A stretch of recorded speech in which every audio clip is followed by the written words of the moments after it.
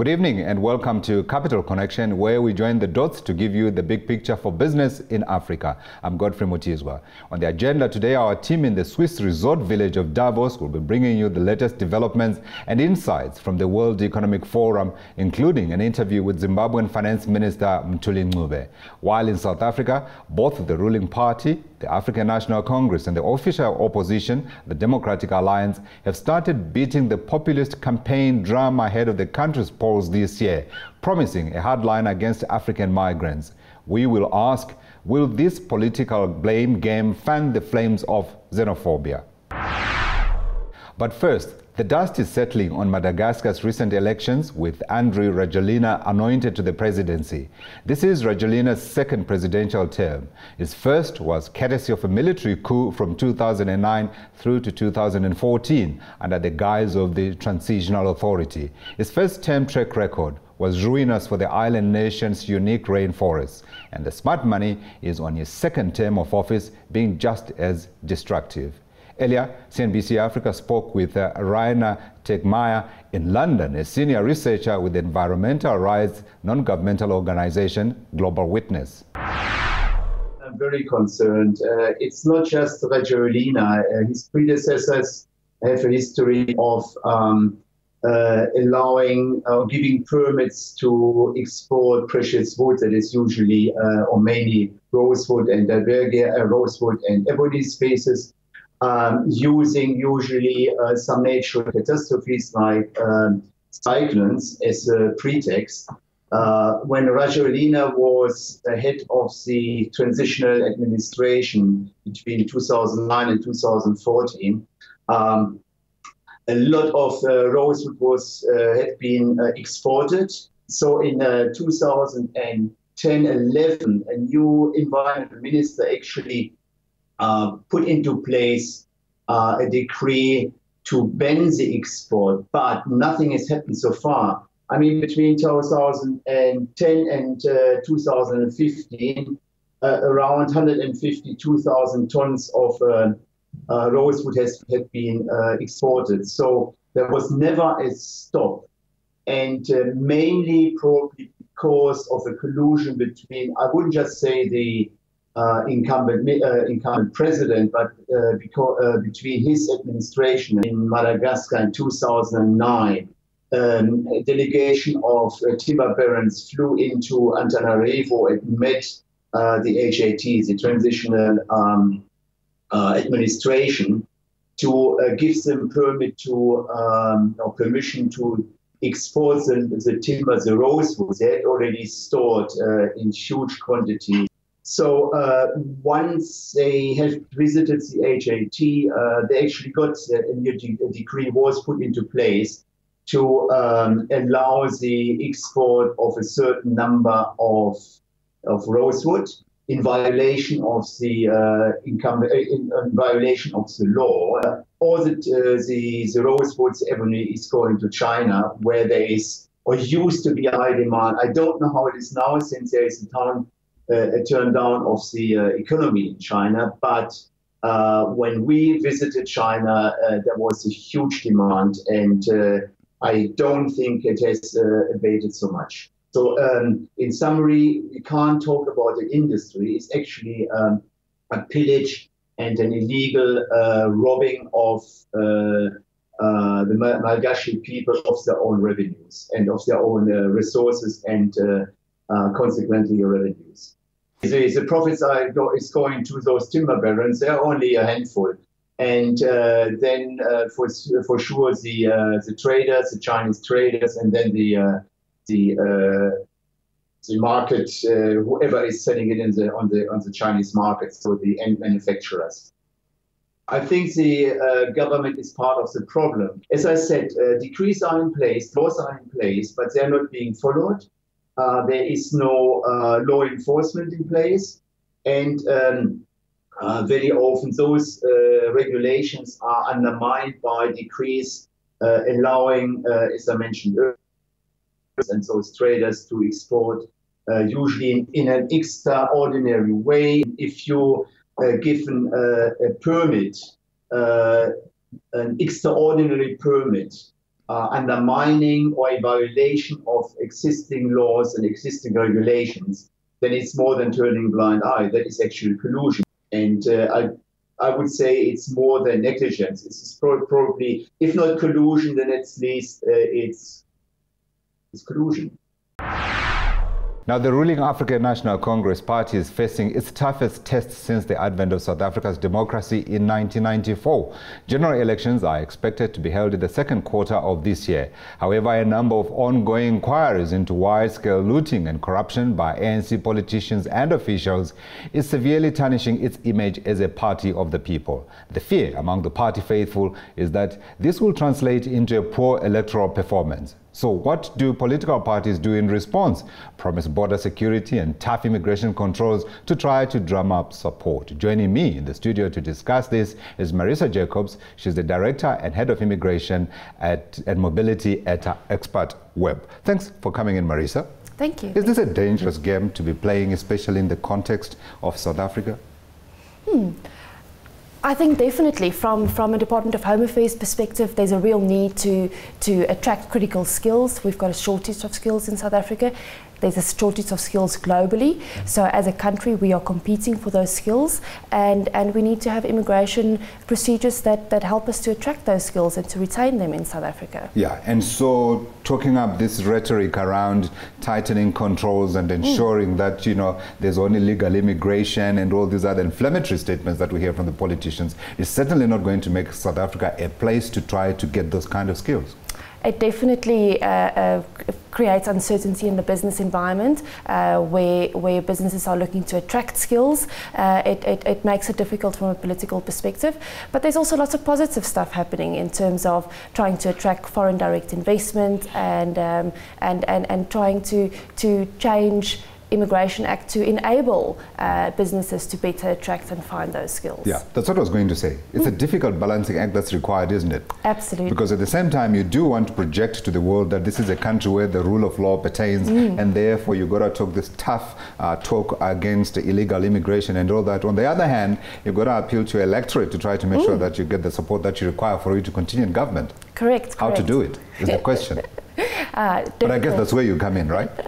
Correct. I mean, I spoke in a previous interview about the different arms of government. So Home Affairs is there to try and enable attraction and try and enable legal immigration of foreign nationals, and then Labour on the other side is trying to protect local jobs and trying to create local jobs. So there's a definite tension between government departments, and it's our job as business and as leaders in the industry to comment on draft regulation and to enable better Immigration Act to attract those skills. Yeah, I want us to talk a little bit about, of course, the immigration law that South Africa has and whether it's adequate in terms of what it's trying to achieve. But I wanted to touch a little bit on the language that we use when we talk about foreign nationals, when we use words such as foreign nationals. Should we perhaps not be using a word that's closer to the title of your business, expats?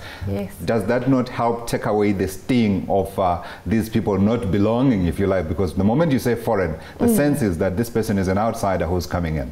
Yes, definitely. I think in the business world where you are attracting skills from foreign nationals, that's definitely the term that seems to be used in business, is expatriates. But when you look at legal drafting of documents, there's certainly more tendency towards referring to foreign nationals. And that perhaps should be spilling over into the public discourse so that, you know, it's everyday language that helps to disperse this notion that you're bringing in outsiders. Correct.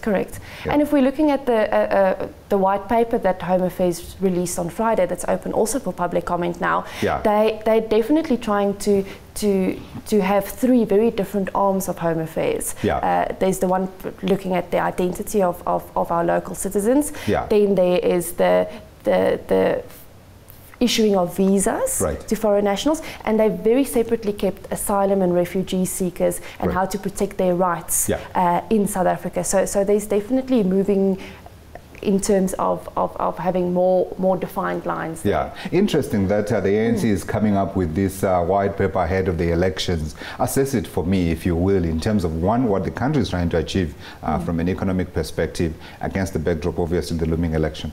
Sure. If you look at the draft that's been published, there's a Home Affairs has in the past been looked at as a very administrative function. And what they're trying to achieve with this is the repositioning of the Department of Home Affairs to say we are not only there to perform administrative functions, but we also have a strategic function, right, to issue visas, to protect our borders, and further to play the role that they're supposed to play constitutionally in terms of trying to protect the citizenry while trying to get the skills that the country requires. Absolutely. In your view, good enough? Or are there still areas that perhaps the government should be working on? I think it's a long road, and I think it's the first step in the right direction. Sure. And so if you were to advise them, you would be saying, yeah, good, but...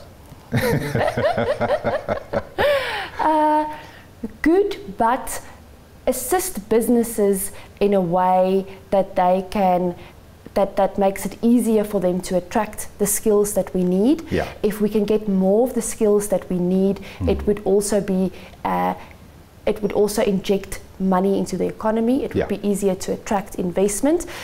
So I think the system is very adequate in protecting our borders, but it needs a bit of that attracting ability. Absolutely. And it's also language that we ought to be extending to the opposition parties, because as they come in and they campaign, obviously the language does change a little bit because they have to appeal for votes. Thanks very much indeed for coming in, Marisa. Good. Thank you. Thank you, Marisa. After the break, we'll be crossing over to the World Economic Forum and the Swiss resort village of Davos for the latest developments that are taking place there.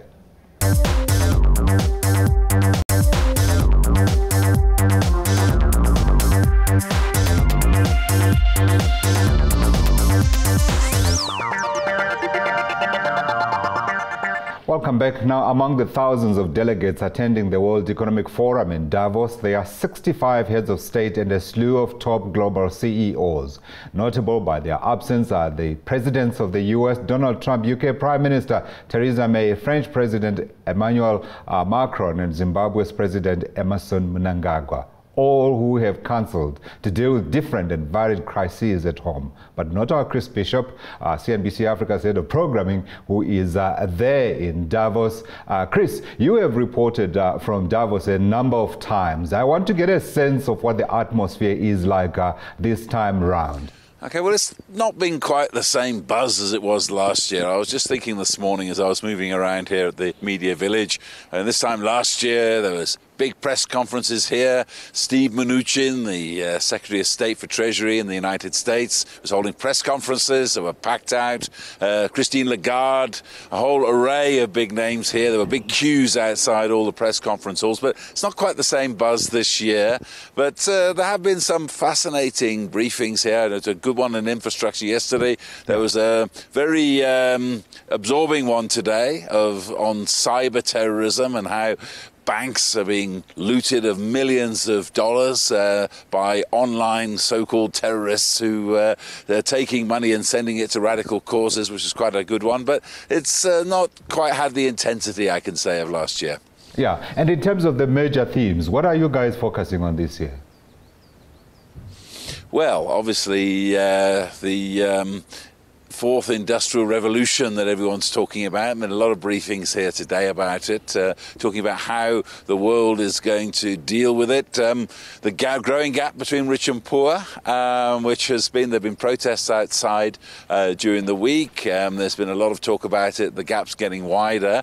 And also in terms of rebuilding the economy in a time of division. I think one of the panels I was on yesterday, I was saying that one of the CEO of Arup, actually the infrastructure company, he said that we need decisive, clear leadership in the world right now. Otherwise, we're going to get easy leadership, which is based on populism and people's fears. And I thought those words were quite significant at this particular time. So, and also investment. I just spoke earlier today to the head of the National Bank in Rwanda, who, by the way, told us that they're looking at increased growth this year of 8.2%, was one of the news points he mentioned. But also he was saying that they've been in a lot of talks here. They're having to get a lot of deals, particularly in IT, which are going to come to fruition in the years to come. So a lot of African nations have been busy here trying to secure that foreign investment, which can help build their economies. Yeah, and of course one of the major headlines has been about who has not come to Davos. Some big notable absentees, Theresa May, Donald Trump, and of course one big headline from our part of the world, Emerson Mnangagwa. I know, and a lot of people were looking forward to interviewing him when he was here, but he's flown home to Zimbabwe to put out the fires of protest there. But still, his representative here at WEF at Davos was Mthuli Ncube, a man that a lot of people wanted to speak to. Now, he's got the very, very difficult job of rebuilding his crumbling economy in Zimbabwe, trying to restore the currency, trying to restore confidence in the economy. And I had a good chance here in the snow to speak to him. How difficult is it to sell Zimbabwe, bearing in mind the headlines we're seeing and the terrible things that are happening in your country right now? Well, out here, whoever I speak to do understand what Zimbabwe needs to do in terms of economic reforms, that these reforms are necessary. So it's not been difficult at all to convince anyone about the reforms that we need to push through. Of course, sometimes it's not easy to sell this to Zimbabweans, but really we're calling for them to be patient. We need to work together, we'll triumph together, we'll build a better country together. The president, of course, is in Zimbabwe right now, making sure that he's leading from the front and dealing with issues. He has said no to violence, and he's making sure that there's dialogue right across our society so that the country can move forward. Unfortunately, you mentioned dialogue there. One of the stories that upset a lot of people is the fact that you closed down the internet just a few last week. Why did you do that? And it surely must have given you a lot of damage. Oh, that was a temporary and tactical, instrument that we used to try to manage the insurrections, the protests. But quite clearly, the internet was a tool for organizing. So what you do, obviously, as law enforcement agencies, make sure you use every tool to try to manage the situation. And it's been opened, But foreign investors might say it's also a tool for business, which was missing for no good reason. No, only for a couple of days, really. But I think that you agree with me that the protests were far more serious in terms of the optics for business than the internet, if you think about it. But of course, this was temporary, it was necessary, and it's now all open again. And how has it been trying to sell Zimbabwe here? I mean, a lot of people would agree that your economy is in a lot of trouble. It's crumbling quite a bit. What have the reaction been here? The investors are pretty savvy. They understand the mining sector opportunities in Zimbabwe. They know that there's about $8 billion or about to flow into Zimbabwe in lithium, in diamonds, in gold, in the platinum sector, right across a variety of minerals. And they're going in there to invest as I speak. So over the next 2 years, you see this kind of monies flow in, and the return for Zimbabwe is about $12 billion in revenues out of the mineral sector. They also understand that we're privatizing, and they're showing a great interest in specific enterprises in the telecom sector. I was speaking to some investors actually from the UAE who are interested in the telecom sector, for example. The banking sector, we're privatizing some banks, and 17 companies in the mining sector alone. So, and then the infrastructure, opportunities, investing in our power sector, in the hydro power project on the Zambezi River and the road sector. There's just so many opportunities. Investors are savvy. They understand that these are long-term investments. Zimbabwe is going through a blip. It's a bit of turbulence, but it's not stalling. And this is necessary. The reforms are necessary. That's what will get Zimbabwe back on its feet. That's what will lower the risk premium for investors going forward. They get this. They're very savvy. One of the criticisms has been when President Mnangagwa took over, he promised open for business, a new world. I saw their presentation here to WEF last year. I'll be honest with you, I thought it was a little bit weak, but a lot of people are saying that Mnangagwa is merely, new wine in old bottles. What do you say? No. This is a new dispensation. President Mnangagwa and us in government are very serious about charting a new path for Zimbabwe about economic reforms. We have launched the Transitional Stabilization Program, which talks about containing government expenditure, increasing revenues, and instituting fiscal discipline to make sure that government finances are in good shape, that government doesn't become a risk in terms of inflation, in terms of making sure that the macroeconomic situation remains weak. We're very serious about monetary sector reforms. We're serious about dealing with the current account deficit. We're also very serious about paying off our debts globally so that we can improve Zimbabwe's credit standing globally. Well, the investments in agriculture, in mining, in privatization, that I already mentioned, we're very serious about that. We're determined to be an upper middle income country by 2030. That's what Mr. Mnangagwa, President Mnangagwa has been pushing all along. We all believe in it, and we're walking the path the right. Well, talking about the monetary sector, two questions I have for you. How, when your country has a shortage of hard currency, going to pay back the World Bank and what's owed? Oh, indeed, we are looking for external credit lines, external resources from our partners, and we've got very good partners about this. There's a lot of goodwill for Zimbabwe, and we'll talk to them to see how they can assist us to pay off these loans to the AFDB and the World Bank. Of course, we know how it works. There's a whole mechanics in terms of how it works, and we're looking for that top up at the moment to make sure that we can fulfill, paying off these debts. Of course, there's a process. First of all, we have to come up with a blueprint, an economic reform program, which is the Transitional Stabilization Program, which has been well accepted, has been supported internationally, but also locally within Zimbabwe. The second stage now is to show some progress in implementing that program through the budget as an implementation instrument over the next few months, and then we get into deeper engagement on arrears clearance for the World Bank and the IMF. And what about... We move on to phase 2 in terms of the Paris Club debt. And that's one other one I want to touch on before we finish here, is that what about your monetary system? You've still got these bond notes. I've had eyewitness accounts, people saying that people have a full-time job exchanging bond notes for dollars, which are not one-to-one. How much chaos is that causing in the economy? Indeed, we have distortions built around the currency sector, and these distortions were also spilling over into the issue of fuel, where we had to increase fuel prices last week. We are dealing with this issue. We are moving in step. Currency reform is always very sensitive, but it starts with fiscal discipline, making sure that we close the tap in terms of forcing the printing of money through excessive and runaway government expenditure. We're dealing with that. We're dealing with curtailing demand in terms of excessive imports, in terms of the current account deficit. We're doing all of that. And so we're building slowly towards currency reform in the future, and we will, in the fullness of time, introduce a domestic currency because you cannot be competitive if you're using a foreign currency and one that is strengthening, such as the US dollar. But one question I have for you there is that how are you going to build up the reserves that you need to get back your own currency? And surely to go to the World Monetary Union, it's going to take 2, maybe 3 years before you get your dollar back. No, what we need to introduce a domestic currency is really long-term credit lines, and of course the building of reserves. The combination of the two will give us the resources to be able to back up any currency that is launched in future.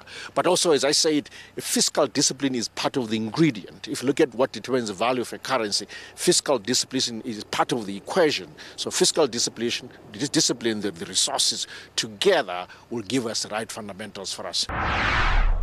That was Mthuli Ncube, the finance minister of Zimbabwe, who certainly has a big job on his hands. Well, that's all from Davos here in Switzerland.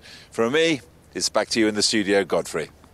Thank you, Chris. Enjoy the snow, and hopefully at some point you'll be able to go skiing, and let's see how fit you still are. How many years, how many decades later? Let's leave that one out for today. Chris Bishop, CNBC Africa Center Programming out in Davos. And that's our program for tonight. Thank you for watching Capital Connection. Until next Wednesday, 6:30 p.m. Central African Time. Good night.